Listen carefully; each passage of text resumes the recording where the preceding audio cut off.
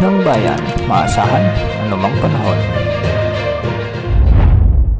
Magandang oras po sa ating lahat, narito ng latest update kay Bagyong Nika at sa binabantayan nating bagyo sa labas ng ating area of responsibility. Naglandfall na ang sentro ni Bagyong Nika sa bahagi ng Dilasag, Aurora ngayong 8:10 ng umaga. Sa mga susunod na oras ay tatawirin ni Bagyong Nika ang mga lalawigan ng Mountain Province sa may Ifugao at Ilocos Sur. Posible rin sa may Abra kung hindi magbabago ang track ni Bagyong Nika. Kaya sa mga kababayan natin sa Northern Luzon ay pinag-iingat natin sa mga direktang epekto ng malalakas na hangin at malalakas na pagbuhos ng ulan dahil posible ang mga pagbaha at pagguho ng lupa, lalo na yung mga mabababang lugar at mga flood-prone areas. Sa ngayon ay taglay pa rin ni Bagyong Nika ang lakas ng hangin na umaabot sa 130 km per hour malapit sa gitna at pagbugsong umaabot sa 180 km per hour. Sa ngayon ay kumikilos ito ng kanluran, hilagang kanluran sa bilis na 15 km per hour.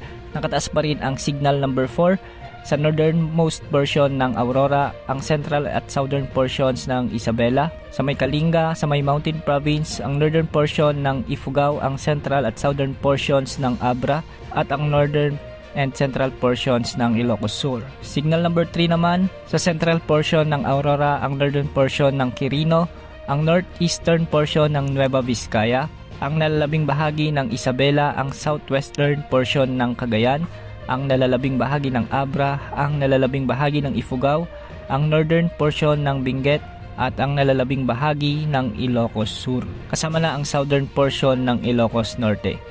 Samantalang signal number 2 naman sa northwestern at eastern portion ng Cagayan, ang nalalabing bahagi ng Nueva Vizcaya, ang nalalabing bahagi ng Quirino, ang nalalabing bahagi ng Apayao, ang nalalabing bahagi ng Benguet, ang nalalabing bahagi ng Ilocos Norte, La Union, ang northeastern portion ng Pangasinan, ang central portion ng Aurora at ang northern portion ng Nueva Ecija. Samantalang signal number 1 din sa Babuyan Islands, ang nalalabing bahagi ng mainland Cagayan, ang nalalabing bahagi ng Pangasinan, ang nalalabing bahagi ng Aurora, ang nalalabing bahagi ng Nueva Ecija, Bulacan, Pampanga, Tarlac, ang northern at central portions ng Zambales, sa buong Metro Manila, sa may Rizal, ang eastern portion ng Laguna, ang northern at eastern portions ng Quezon Province kasama na ang Polillo Islands at ang northwestern portion ng Camarines Norte.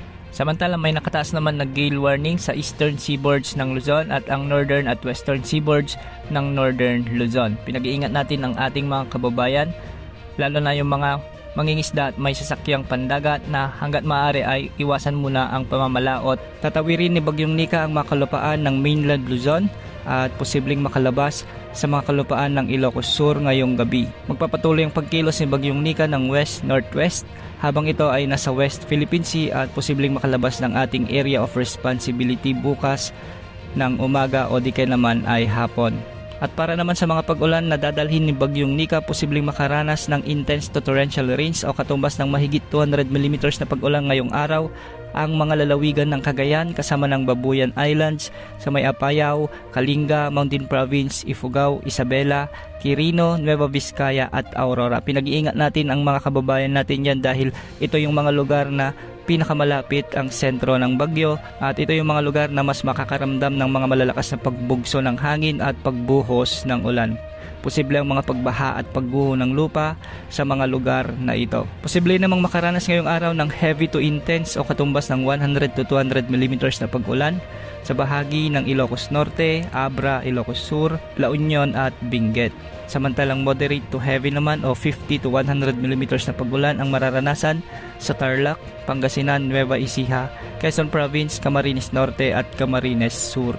Ito ay direktang epekto pa rin ni Bagyong Nika sa mga lugar na ito. Samantala isang panibagong bagyo ang minomonitor ulit ng Pag-asa na posibleng pumasok sa ating area of responsibility bukas ng hapon o gabi. Papangalanan ito ng Pag-asa bilang Bagyong Ophel. Sa ngayon ay may lakas itong umaabot sa 45 km per hour malapit sa gitna at pagbugsong umaabot sa 55 km per hour. Huli itong namataan ng Pag-asa sa layong 1,620 km silangan ng Eastern Visayas. Kung makikita natin sa forecast nito ay mabilis din ang pagkilos ng west-northwest sa bilis na 35 km per hour. Posibleng maglandfall ang bagyong ito o si potensyal na bagyong Ophel sa bahagi ng Northern at Central Luzon sa araw ng Huwebes o di kaya naman ay Biyernes ng umaga. Inaasang lalakas din ito bilang severe tropical storm bago maglandfall sa mga nasabing lugar. Kaya sa mga kababayan natin, maging alerto po dahil dalawang bagyo ang inaasahan nating tatama sa mga kalupaan ng Northern Luzon sa iisang linggo lamang.